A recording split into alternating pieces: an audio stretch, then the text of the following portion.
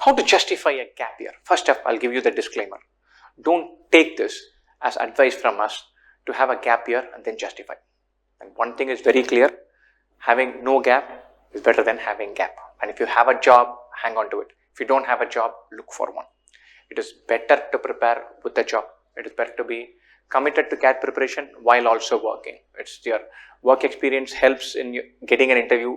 It actually helps in keeping you more relaxed during CAT preparation. You cannot prepare for 50 hours a week for 8 months for this exam.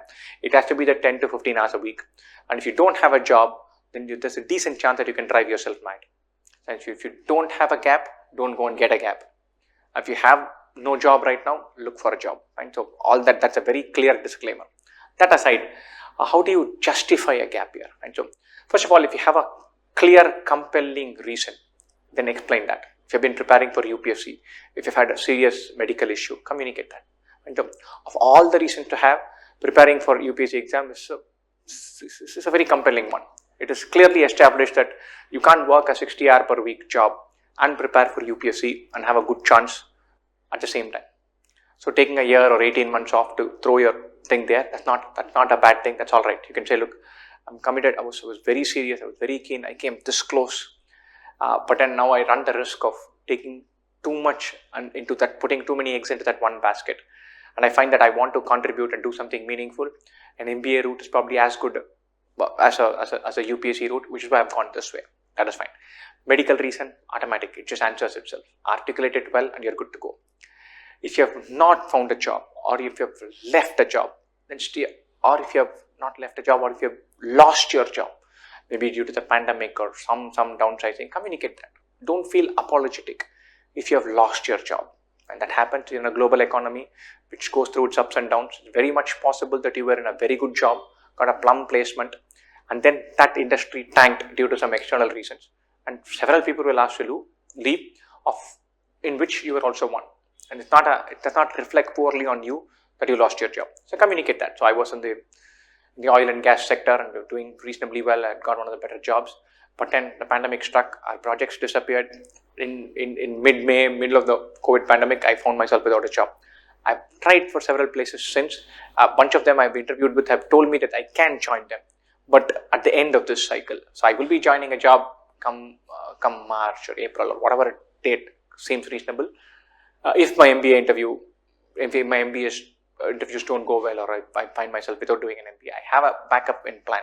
That's a reasonable answer. If you've lost your job, state that clearly. If you've taken the decision to quit your job or not have a job because you're preparing for CAT, that's dicey territory. So make sure that you communicate that clearly. Don't say, okay, I thought preparing with a job in hand was tricky, therefore I quit. I wanted to prepare for CAT. I wanted to have all the time. I'm not a great student, so I wanted to prepare. That's not a great answer. Several candidates are preparing with a job in hand. We've taken the option of not worrying about it and then preparing for this exam. So they can straight away ask you, why should I select you instead of the other guy who was working 60 hours a week and still got the same percentile as you did? So you'll have to figure out a way. You should say, look, I tried to get a job, but I graduated in this field. There were no natural jobs available. I knew that I wanted to do an MBA. So I thought I'll take a break and prepare for MBA, prepare for my entrance exam, while also looking for a job. And I realized that I had to go to a different sector to start my employment. So I've been skilling myself like this. I've done these 2 certifications. I've picked up that course. I'm gone for learning a new language. I've worked on my fitness. Several things to fill in that place. You have to communicate that a part of this was a conscious decision. You have to communicate that you have not whiled away your time. You have done something meaningful. You have to communicate that this is part of an overall plan of what you want to do in your life. Don't overcook this. Don't say, hey, I've been doing several things. I find that jobs are a drag on time towards a fulfilling life. None of that. Don't give them BS. State your reasons. If you have a compelling reason, be upfront with that. Preparing for UPSC, having a medical reason, losing your job because of a recession are all clear reasons why you could not have been working, why you had a gap year. Preparing for CAT, therefore I decided not to take up a job, is not a great answer. So you'll have to, if that is the reason you have done, then you need to make sure that you're offering something more of a story, and not just saying, I want to prepare for CAT, my friends all went for a job, I decided I'll start working 12 months later, here I am. in any form, that's not the best answer to give. And so make sure you phrase this well. But again, just to reiterate, if you don't have a job, look for a job. If you have a job, cling on to it. Having job, always better than not having job as far as CAT preparation is concerned. Right? Best wishes, guys. Cheers for your exam.